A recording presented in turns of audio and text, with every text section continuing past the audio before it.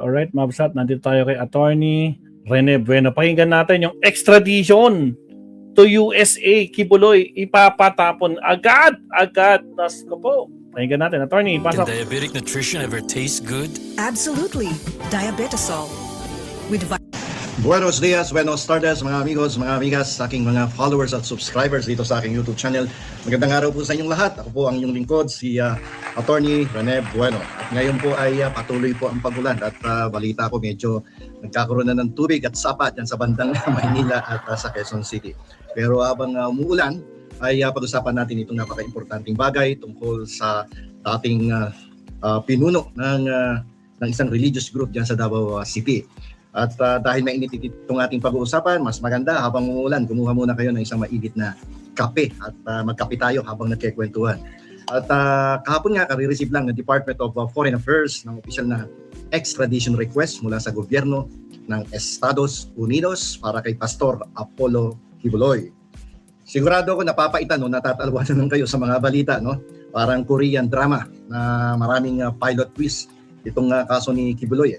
Pero bilang mga taong interesado sa mga batas dito sa ating bansa ay itatabi muna natin yung mga chismis at titingnan natin kung ano ba talaga ang sinasabi ng batas tungkol dito sa kahilingan ng Estados Unidos na dalhin si Apollo Kibuloy doon sa kanilang bansa upang litisin Sa mga gustong ipadala si Kibuloy, press 1. Sa mga ayaw, dito na lang sa Pilipinas, press 2. Napakaraming violation of their existing laws.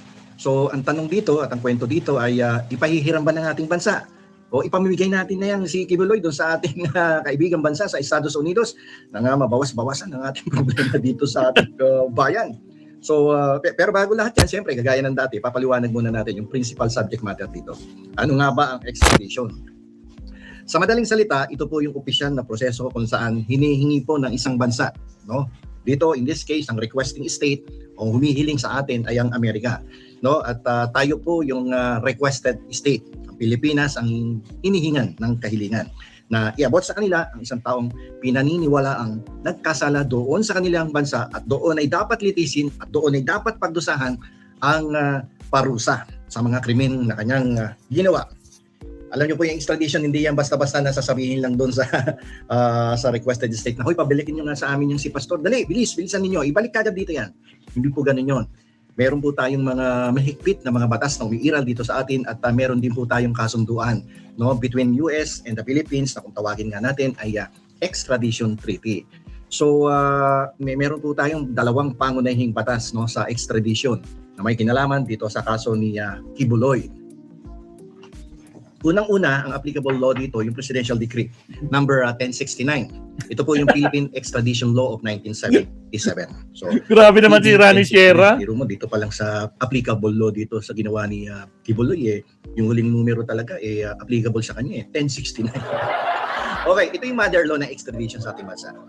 Ardo yan. Dito po nakasaad ang mga hakbang at requirement kung paano idadaan sa tamang proseso ang sino mang gustong kunin ng dayuhang bansa. And in this case, ang gustong kumuhang bansa ay ito nga pong Amerika. Okay?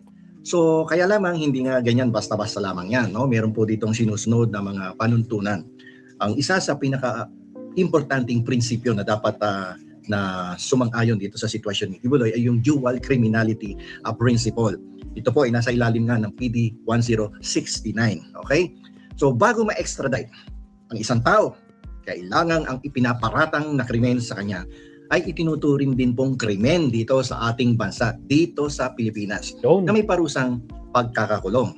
Tandaan yan, dapat pinaparusahan din dito sa ating bansa yung krimen na nagawa niya sa Amerika at may kaukulang kaparusahan na pagkakakulong. So, dahil ang mga paratang kay Kibuloy sa US ay tulad ng sex trafficking, meron dito yan. Child sex trafficking, meron dito yan. Fraud, lalong-lalo na. At yung bulk cash smuggling. Alam nyo, nahulihan to ng I think more than $300,000. Labag din niya sa ating mga batas, no, tulad ng RA 9208 or yung anti-trafficking, human trafficking, no, tsaka yung Republic Act 7610. Ay na-discuss na natin yan isang taon, di ba? Pasok na pasok yan dito sa dual criminality principle or dual criminality. Pasok sa panga. Okay? So, what about the RP-US extradition treaty na binanggit ko kanina? Ito po ay naging epektibo noong 1994 pagkatapos itong mapagkasunduan noong 1992. Ito yung bilateral agreement naman, no? Sa pagitan ng Pilipinas at ng Amerika na nilagdaan nga noong 1994 at correct me, no? Nagkaroon ito ng visa noong 1996. So the signing of this treaty was in 1994 but it became effective in 1996. Okay? Klaro yan, ha? Alright. Ito po yung legal na batayan kung bakit pwedeng mag-request ang US, no, sa Department of Foreign Affairs. Yan ang kanilang legal na basihan. Okay? So, siyempre tatanungin natin, attorney, ano ba yung proseso dyan, no? Pagkatapos mag-request. Okay, ganito yan. Mula Department of Foreign Affairs hanggang sa eroplano o hanggang doon sa kulungan sa Amerika, no? So, paano gumagalaw yung mga papel ngayong nakatanggap na ang Department of Foreign Affairs ng kahilingan mula sa Estados Unidos? Okay? So, ayon po dyan sa Presidential Decree number 1069 at doon po sa RP-US Treaty Agreement, no? Yung RP-US Agreement tungkol dito sa extradition.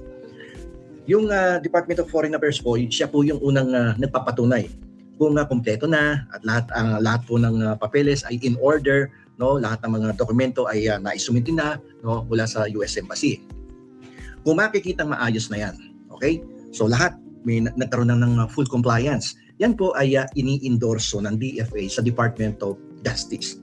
Kapag na-endorso yan sa Department of Justice, done deal na tayo dito sa Yun, extradition ito. deal. So ang susunod na hakbang dyan, itong si DOJ, no, Secretary, ay magkakaroon niya ng pagsusuri ng husto sa mga ebidensyang kanyang hawak-hawak, no, na galing doon sa Department of Foreign Affairs na tinanggap niya naman mula sa US Immigration.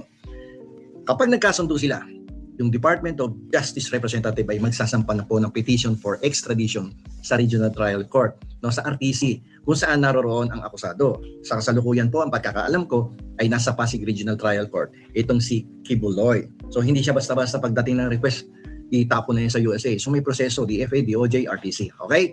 So sino may huling say ngayon dito? Ang dami palang pagdadaanan. So balik tayo, PD 1069. Hindi pwedeng basta na lang kakalad ka rin ng US FBI si Kibuloy palabas ng bansa kapag may request na sila sa DFA.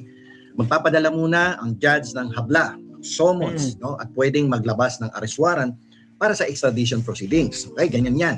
So, si judge muna ang puntahan, no, after DFA and DOJ. Magkakaroon siyempre ng pagdinig, may hearing kung saan kailangan patunayan ng estado na may prima facie case. Eh, siyempre, balik tayo doon sa prinsipyo ng due process of law. Naman, Hindi mo prima pwede basta facie. kalat ka rin kagad dyan. Dinggin mo muna. Dinggin ang kanyang site, no, para hindi tayo mapagbintangan ng violation of due process of law. Okay? So, ngayon, kapag nagdesisyon ng RTC na pwede nang i-extradite yan, pwede nang ipahiram yan sa Amerika, ang pwedeng gawin ng kampo ni Kibuloy ay mag-a-apila yan sa Court of Appeals. From RTC, akyat sa Court of Appeals. Eh, minsan nga, umaabot pa yan sa Korte Suprema. So, isipin nyo, hindi basta-basta ganun ang proseso. Kaya, wag po kayong magmamadali at wag po kayong maiinip sa proseso nito. Hindi po ito delivery ng Grab fast food, no, na makakarating agad sa loob lamang ng ilang segundo o ilang oras o overnight kapag kayo po ay pumindot ng order completed na doon sa inyong mga app. Okay? So, medyo exciting itong proseso na to. Itong request na ito ng US Immigration sa ating Department of Foreign Affairs. Pero tandaan po natin, hindi po yan basta-basta na itatapon o ipapahiram o doon na ipakulong yan sa Amerika. No? At may dapat po tayong sunding mga batas, PD 1069, at yung ating mga umiiral din mga batas dito sa ilalim po ng ating saligang batas. At dapat igalang din natin naman ang karapatan ng nasasakdal sapagkat tao rin yan na entitled to the benefit of due process of law. Okay, although napakabigat ng kanyang mga kasong kinakarap, qualified human trafficking, child abuse, no, yung mga smuggling ng mga dolyares, no, at sobrang mabigat ng kaso nitong tao na to. Okay? So, isa pa, no, ayon po doon sa RP-US Treaty natin, yung sa extradition, may dalawang option ng ang pamahalaan ng Pilipinas. Unang-una dito, pwede sila magdesisyon na i-defer muna yung surrender. Ipapaliban muna yung pagsuko kay Apollo Kibuloy. Pwedeng sabihin ng Pilipinas dito sa Amerika na teka lang bes, no? Teka lang friendship, no? Patapusin muna natin yung litis at pagdurusa ng parusa sa mga kaso niya dito sa Pilipinas bago namin siya ipahiram sa inyo. Eh dapat pagdusahan niya muna dito ang kanyang mga kasalanan mismo dito sa aming bansa. So, ang mangyayari doon, gagawin ng ating bansa, i-defer yung pag-surrender ni Kibuloy sa Amerika. Nasa batas po yan. That is the first option of the Philippine government. The second option is that temporary surrender. Ipapahiram natin si Kibuloy. Para bang nagpahiram tayo ng lapis sa ating classmate, no? Sasabihin ng Pilipinas, sige, ipapahiram muna namin sa inyo si Kibuloy, si Pastor, no? Para litisin sa US courts ang kanyang mga kaso. Pero kapag natapos na po yung trial dun, ibabalik nyo agad siya sa amin para harapin naman niya ang hatol dito sa aming bansa. So, gets nyo? So, yung iba kasi nagtatanong sa akin, sir, ilang araw, no? Ilang oras bago itapon yan sa Amerika, yung mga galit na galit kay Kibuloy. Asan ba yung aeroplano? May nag-iintay na ba sa Villanueva Air Base? Hindi po ganun ang proseso niya. No, may mga batas na dapat ipatupad, no, upang hindi masilipan ng putas ang mga concerned government agencies dito. No? So, sa kasalukuyan nga, naipasa na yung DFA request from the US Embassy sa US Immigration. No? Yan po ay naibigay na sa Department of Justice, at ang Department of Justice ang susunod na nga na habang dyan ay mapupunta yung request na yan ng US sa RTC judge, no? At itong RTC judge ang magpapasya kung pwedeng i-extradite, ngunit ang palasyo through the Department of Justice, no, at korte ang magkakasundong magpasya kung temporary ba o deferred ang pagsuko dahil sa mga nakabinbing kaso dito sa Pilipinas. So maliwanag po ba? Salamat, Yan Attorney. Grab Express Food Delivery, Medyo matagal pa ang proseso dahil narinig nyo, dadaan sa RTC mula sa DOJ from the Department of Foreign Affairs at mag-decision na kaso. Salamat, Attorney. So, marami pang dadaanan si Kibuloy, Mabsat, bago natin pwedeng ipadala ito sa US. Pero, hayaan natin ang proseso. Pasalamat na sila, mayroong proseso, di ba? May due process. So, abangan natin ang susunod ka. Again, shoutout sa mga bago pasok. Yuki Sawaki, nandiyan na din. Leonardo Ansag, Kalino TV. Ayan. Kanina nag-last topic ako, Mabsat, no? Hindi ko alam kung sino sa inyo nadala po. Nag-start ako, hindi ko tinitingnan yung screen, yung itong StreamYard. Nandun ako sa may tab mismo nung last topic natin. Hindi ko nakita. Nung natapos na yung last topic, doon ko lang nakita, nakamute pala ako throughout.